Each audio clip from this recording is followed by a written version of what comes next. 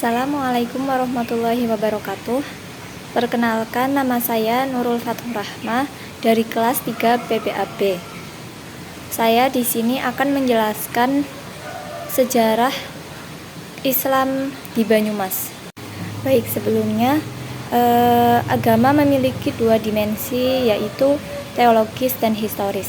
Sebagai teologi, agama terutama yang bersifat samawi merupakan wahyu Tuhan yang kebenarannya bersifat mutlak dan absolut.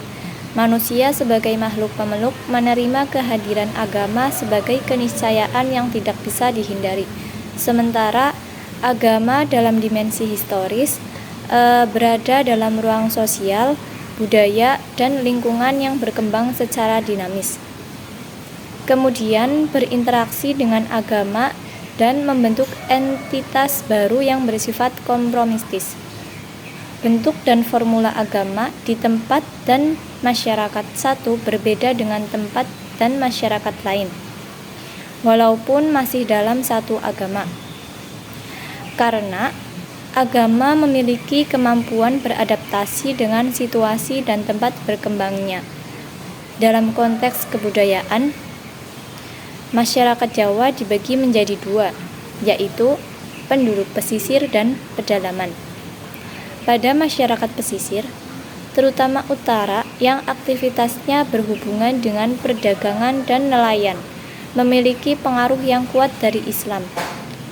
Sementara daerah pedalaman yang bercorak kejawen berpusat pada kota-kota kerajaan Yogyakarta dan Surakarta, serta Banyumas, Madiun, dan Malang. Masing-masing kelompok sosial memiliki konstruksi kebudayaan yang dijadikan sebagai etika dan landasan dalam melaksanakan aktivitas kehidupan sehari-hari. Agama yang masuk dalam konstruksi kebudayaan masyarakat akan melahirkan corak baru yang khas. Selanjutnya, wilayah Jawa Tengah bagian barat selatan yang meliputi Banyumas, Cilacap, Purbalingga, Banjarnegara, dan Kebumen. Dalam sejarahnya mempunyai kaitan dengan sejarah kerajaan di Jawa. Sejarah kerajaan Jawa tidak bisa lepas dari eksistensi Majapahit, Kesultanan Demak, Mataram, Yogyakarta, dan Kesunanan Surakarta. Kerajaan-kerajaan besar di Jawa tersebut secara geografis cukup jauh dari wilayah Jawa Tengah Barat Selatan. Kondisi ini cukup berpengaruh terhadap konstruk kebudayaan Jawa Tengah Barat Selatan yang sangat berbeda dengan tradisi dan kebudayaan keraton. Contohnya bahasa Ngapak. Bahasa Ngapak ini menjadi ciri khas Banyumas dalam konstelasi kebudayaan Jawa. Dalam kehidupan keberagamaan, Hindu-Buddha merupakan kepercayaan yang mayoritas dianut masyarakat selain kepercayaan-kepercayaan lokal. Selanjutnya berdirinya Banyumas yang wilayahnya meliputi Kabupaten Banyumas, Banjarnegara, Cilacap, Purbalingga, dan Kebumen. Bersamaannya waktunya dengan meninggalnya Sultan Hadiwijaya tahun 1582, meninggalnya Sultan Hadiwijaya menjadi awal runtuhnya Kerajaan Pajang dan titik awal proses berdirinya Kerajaan Mataram. Banyumas yang semula sebagai bagian dari Kesultanan Pajang mengikuti perubahan dan beralih menjadi di bawah kekuasaan Kerajaan Mataram dan dipimpin oleh Panembahan Senopati atau Raden Sutawijaya pada tahun 1587 sampai 1601. Banyumas dipimpin pertama kali tahun 1582 oleh Kiai Raden Adipati Wargahutama II. Raja menentukan agama rakyatnya, artinya agama rakyat akan mengikuti agama rajanya. Model ini merupakan hak klasik yang sudah dikenal sejak Majapahit dengan konsep Dinatara atau raja yang didewakan atau raja dianggap sebagai titisan dewa. Keagamaan atau keislaman, Raden Sutawijaya sebagai Raja Mataram menjadi model keagamaan rakyatnya. Persoalan ini kemudian bercorak kepada keislaman Raden Sutawijaya. Pada zaman Demak, ulama merupakan pemilik otoritas politik dan keagamaan yang hegemonik.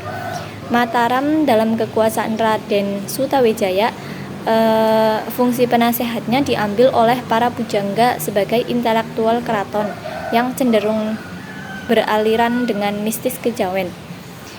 Demikian, maka corak Islam masa Mataram awal adalah Islam kejawen. Corak Islam kejawen tersebar di seluruh wilayah kekuasaan Mataram, termasuk di Banyumas.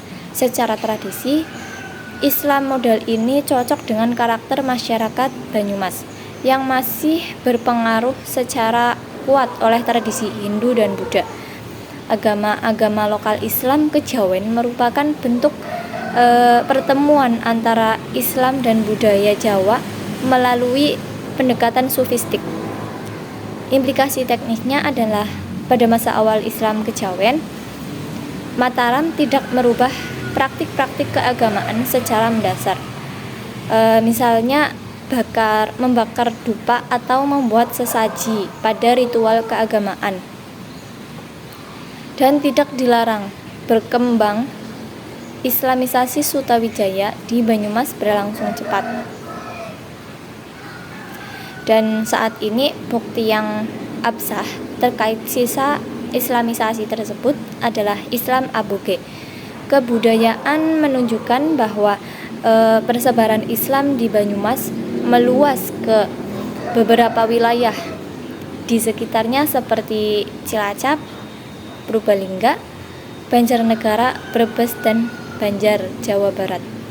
Corak keagamaan ini wilayahnya relatif sejenis yang bisa dilihat dari indikasi bahasa, praktik keagamaan atau keislaman, dan peninggalan-peninggalan sejarah Islam.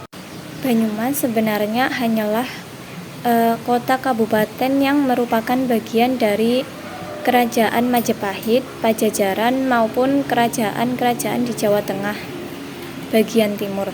Berdasarkan tulisan Van der Meulen, sejarah Banyumas sebenarnya bisa dikaitkan dengan cerita sejarah Kerajaan Galuh Purba yang didirikan oleh para pendatang dari tanah Kutai melalui pantai Cirebon dan menetap di pedalaman Gunung Slamet, Gunung Ceremai, dan lembah Sungai Serayu.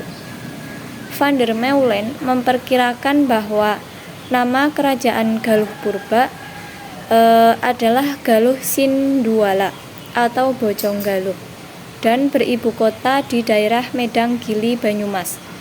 Sebenarnya menjadi embrio lahirnya beberapa impremium yang pernah menjadi penguasa tanah Nusantara, khususnya Jawa. Banyumas adalah daerah yang sangat subur, sehingga mampu menghasilkan banyak produk pertanian dan perkebunan. Dari sisi kondisi alam, seluruh daratan di Pulau Jawa dikenal dengan kesuburan tanah dan curah hujannya yang tinggi. Selanjutnya, peran Wali Songo. Wali Songo artinya 9 wali. Sebenarnya jumlahnya bukan hanya 9. Jika ada seorang Wali Songo meninggal dunia atau kembali ke negeri seberang, maka akan digantikan dengan anggota baru. Songo atau 9 adalah angka keramat, angka yang dianggap paling tinggi. Wali Songo yang pertama, Syekh Makhdum Wali dan Raden Banyak Melanak atau Panembahan Senopati.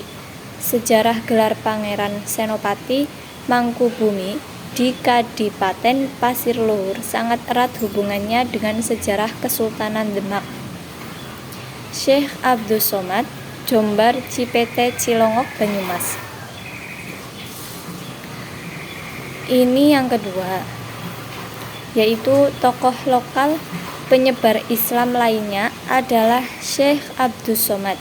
Beliau adalah ulama yang berasal dari Jawa Barat yang diperkirakan lahir pada abad ke-16. Yang ketiga, Pangeran Jambu Karang dan Syekh Atas Angin. Sebagaimana penyebar Islam lainnya di wilayah Banyumas, sejarah mengenai sosok ini yaitu yang ketiga, Pangeran Syekh Jambu Karang lebih banyak bersumber dari data-data oral daripada manusia atau bukti-bukti tertulis lainnya. Yang keempat, Syekh Abdul Kahfi Awal.